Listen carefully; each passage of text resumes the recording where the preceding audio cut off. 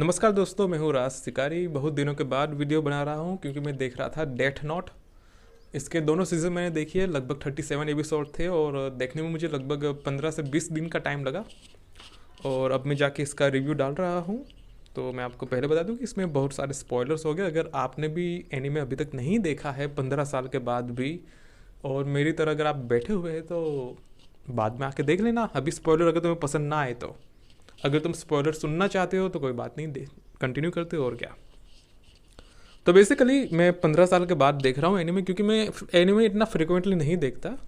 क्योंकि एक तो सबटाइटल पढ़ने पड़ते हैं, बहुत सारे एनिमे जापानीस में होते हैं और उसके लंबे लंबे सीज़न होते हैं, सीज़न 1 2 3 4।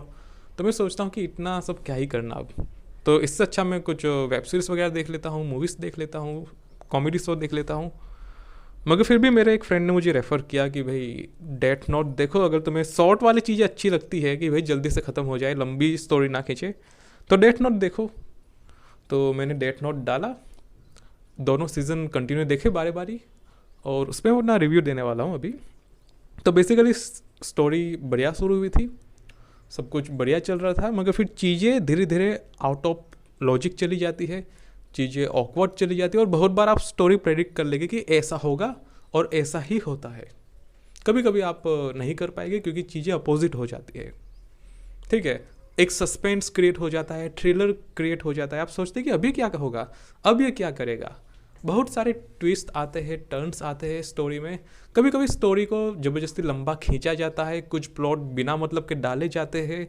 मगर फिर भी ओवरऑल 37 एपिसोड में अगर स्टोरी ख़त्म हो जाती है तो कोई बात नहीं। मगर कहने का मतलब ये था कि 15 साल पहले हो सकता है कि ऑडियंस को ये स्टोरी अच्छी लगती हो, मगर अगर मैं आज 15 साल बाद इस एनिमे को देख रहा हूँ तो हो सकता है कि मुझे इतनी एवरेज टाइप की लगे या नॉर्मल लगे, मगर उस टाइप की ना लगे जिसा वो 15 साल पहले लगती हो। तो मैं यहाँ पे यही कहूँगा कि जो डेथ नोट एनिमे है, स्टोरी बढ़िया थी, ठीक है, ग्राफिक्स बढ़िया थे, शो बढ़िया थे, थ्रिल्स वगैरह सब कुछ बढ़िया था, ठीक है। मगर कुछ कुछ अंदर इमेच्योर चीज़ें भी होती है, जैसे कि कीरा की जो गर्लफ्रेंड होती है मिसा, उसको लेकर बहुत सारी चीज़ें ऐसी होती है जो कि आउट ऑफ लॉजिक चली जाती है, प्रॉब्लम खड़े कर देती है, स्टोरी को एकदम डाउन प्ले कर देती है। मतलब कि आप सोचेंगे कि इतनी सीरियस चीज़ें यहाँ पे चल रही है और यहाँ पे ये क्या बकचोदी चल रही है इस तरीके की। तो ये सब चीज़ें है, होती है। मगर अगेन मैं कहूँगा कि 15 साल पहले हो सकता है कि ये सब चीज़ें नॉर्मल लगती हो, क्या पता। और आखिर में जो कीरा के साथ हुआ, जो आखिर में कीरा के साथ जो भी हुआ, अगर तुमने देखा हो तो मेरा मानना था कि ऐसा एकदम साफ एंडिंग तो नहीं होनी चाहिए थी, एकदम सीधी एंडिंग तो नहीं होनी चाहिए थी।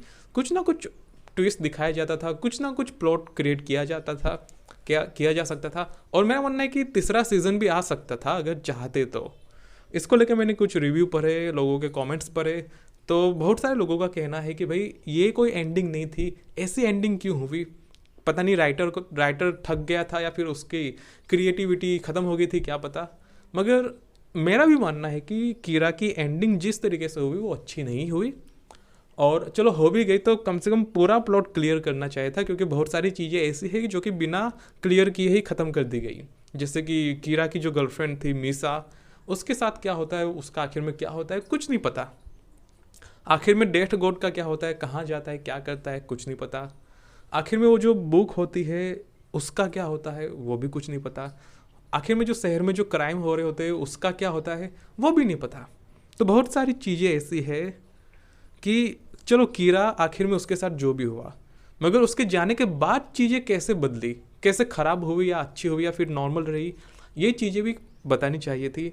अब हो सकता है कि वो ऑडियंस पे छोड़ा गया हो कि भाई ऑडियंस विचार कर ले कि भाई क्या हो सकता है, तुम खुद सोच लो, या फिर सस्पेंस क्रिएट किया गया हो। और मुझे नहीं पता कि भाई तीसरा सीज़न बनाने के बारे में कुछ प्लानिंग थी या नहीं थी, मुझे नहीं पता।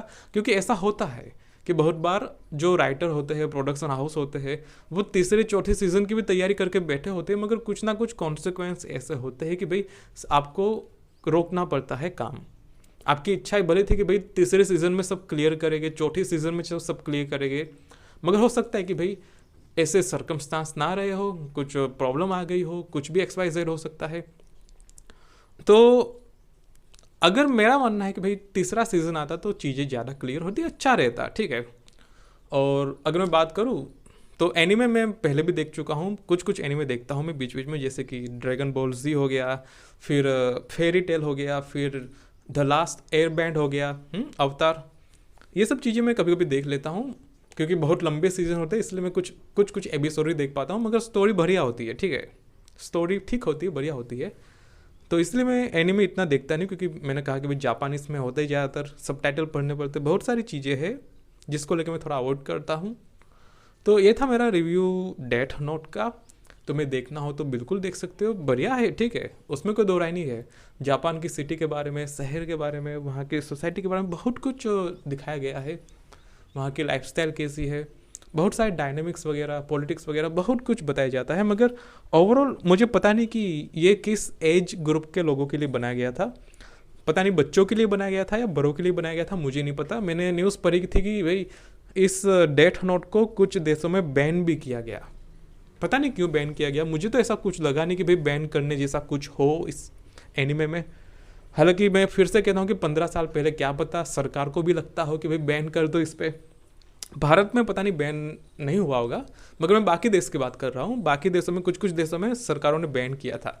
अब पता नहीं 15 साल पहले हो सकता है कि भाई ऐसी थिंकिंग या मैच्योर चीज़ें हो सकता है कि लोगों को अच्छी ना लगती हो, पसंद ना आती हो, होता है ना बहुत बार। तो अभी अगर मैं बात करूँ 15 साल बाद 2024 के अंदर, तो मेरा मानना है कि भाई बहुत ही नॉर्मल टाइप का शो है, कोई इतनी प्रॉब्लम वाली बात नहीं है। मैं तो कहता हूँ 10 साल का बच्चा भी देखे तो कोई इतनी प्रॉब्लम की बात नहीं है, ठीक है। तो ये सब चीज़ें हैं, और स्टोरी मैं कहूँगा कि अच्छी थी, नॉर्मल थी, मगर ऐसा नहीं कि मज़ा ही आ गया। बहुत सारी चीज़ें हैं। अब हो सकता है कि देखो एक चीज़ और भी है कि कुछ लोग हो सकता है कि अंदर डिटेल में देखते हो। डिटेल से मेरा मतलब है कि भाई अगर कोई सीन आया 2 मिनट का सीन, उसमें इतनी डिटेल, इतनी बारीकी हो कि भाई कुछ आदमी को हो सकता है कि वो चीज़ें दिखने में आ जाए, कुछ को हो सकता है ना आए, कुछ को हो सकता है कि भाई लगे कि क्या नॉर्मल चीज़ है, किसी को हो सकता है कि बहुत डिटेल में चीज़ें पता चले कि हाँ भाई देखो क्या एकदम एक्सप्रेशन है, क्या इमोशंस है, कैसे हवाएं चल रही है, कैसे आवाज़ आ रही है, पीछे से कोई घूम रहा है, बहुत सारी चीज़ें डिटेल में डाली जाती है। हो सकता है कि वो कुछ लोगों को नज़र आए, कुछ लोगों को नज़र ना भी आए, तो बहुत सारी चीज़ें हैं। तो मैं देखो मेरा रिव्यू तो यही है कि भाई डेथ नोट नॉर्मल एनीमे है, देखना चाहो तो देख लो, देखा ही होगा तुमने, क्योंकि मुझे लगता है कि मैं अकेला ही ऐसा होगा जो 15 साल बाद देख रहा है डेथ नोट को। मगर कोई बात नहीं, अभी मैं शुरू करूँगा कुछ दिनों में अटैक ऑन टाइटन सीज़न 1। तो जब मैं देख लूँगा तो उसका भी मैं कुछ रिव्यू वगैरह डाल दूँगा।